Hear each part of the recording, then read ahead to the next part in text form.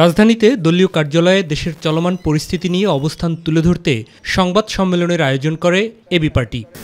এমতো প্রেক্ষাপটে আমরা দেখলাম যে সরকারের সাথে রাজনৈতিক দল, প্রধান রাজনৈতিক দল, সরকারের সাথে ছাত্রদের যে রাজনৈতিক দল, একই সাথে সেনাবাহিনীর নেতৃত্বের এই যে একটা ঘোলাটে পরিবেশ, এই ঘোলাটে পরিবেশটাতে আমাদের কাছে মনে হয়েছে যে সরকারের অবস্থান, সরকারের কর্তৃত্ব কিছুটা দুর্বল হয়েছে এবং সরকার তার কর্তৃত্ব প্রয়োগ করতে পারছে না।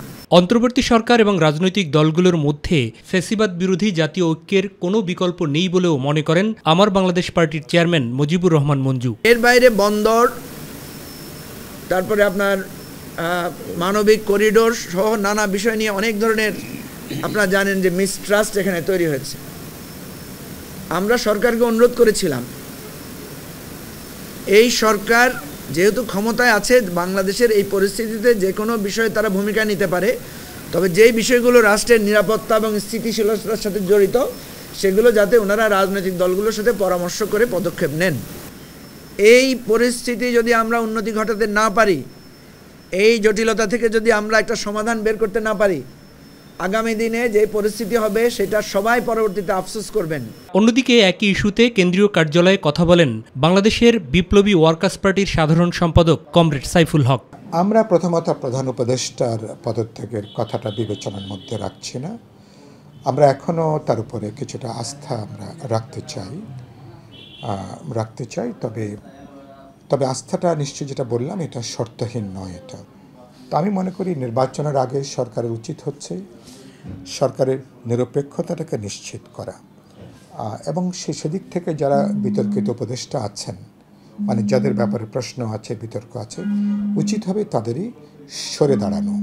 বিতর্কিত উপদেষ্টা এবং উত্তর সিটি মেয়রের অপসারণের দাবিতে দলীয় কার্যালয়ের সামনে আয়োজিত প্রতিবাদ সমাবেশ কোনোভাবেই প্রধান উপদেষ্টার পদ থেকে ডক্টর মোহাম্মদ ইউনূসের সরে যাওয়ার সুযোগ নেই বলে জানান গণ অধিকার পরিষদের সাধারণ সম্পাদক রাশেদ খান। ইউনূস স্যার, আপনাকে আমরা ছাড়ব না, আপনাকে আমরা পদত্যাগ করতে দিব না। আপনারা যারা উপদেষ্টা পরিষদে অন্যান্যরা রয়েছেন তাদেরকে বলবো, আপনারা ভালো হয়ে যান। আপনারা কোটিবাজি করছেন, ডক্টর মোহাম্মদ ইউনূস স্যারকে নির্বাচন নিয়ে বিভ্রান্ত করছেন। কোনোভাবেই এই সরকার অনিশ্চিতকাল ক্ষমতায় থাকতে পারবে না। সরকারকে একটি রোডম্যাপ প্রকাশ করতে হবে। জাতীয় প্রেস ক্লাবের সামনে শ্রমিকদের এক কর্মসূচিতে সরকারকে অভ্যুত্থানের আকাঙ্ক্ষা অনুযায়ী কথা ও কাজের সমন্বয় করার আহ্বান জানান গণসংহতি আন্দোলনের প্রধান সমন্বয়কারী জোনায়েদ সাকি। রাজনৈতিক দল সহ বিভিন্ন অংশীজনদের মধ্যে আলোচনা যাওয়া দরকার এবং তার মধ্যে যেগুলো সর্বসম্মত হয় দ্রুত সেই সংস্কার বাস্তবায়ন করা দরকার। এদিকে জুমার নামাজের পরে জাতীয় মসজিদ বাইতুল মোকাররমের সামনে এক প্রতিবাদ কর্মসূচিতে বিভেদ ভুলে ঐক্যের আহ্বান জানান হেফাজতে ইসলামের যুগ্ম মহাসচিব মাওলানা মামুনুল হক। ডক্টর ইউনূস সাহেব জাতির অভিভাবকত্বের দায়িত্ব গ্রহণ করেছেন। আমাদের সেনা প্রধান, বাংলাদেশের অন্যতম স্তম্ভ, যার যার জায়গা থেকে আপনারা দায়িত্ব পালন করুন। আপনারা ব্যক্তিগত মান অভিমান এবং ক্ষোভ থেকে এদেশের 18 কোটি মানুষের স্বপ্নকে ফিকে হতে দিতে পারেন না।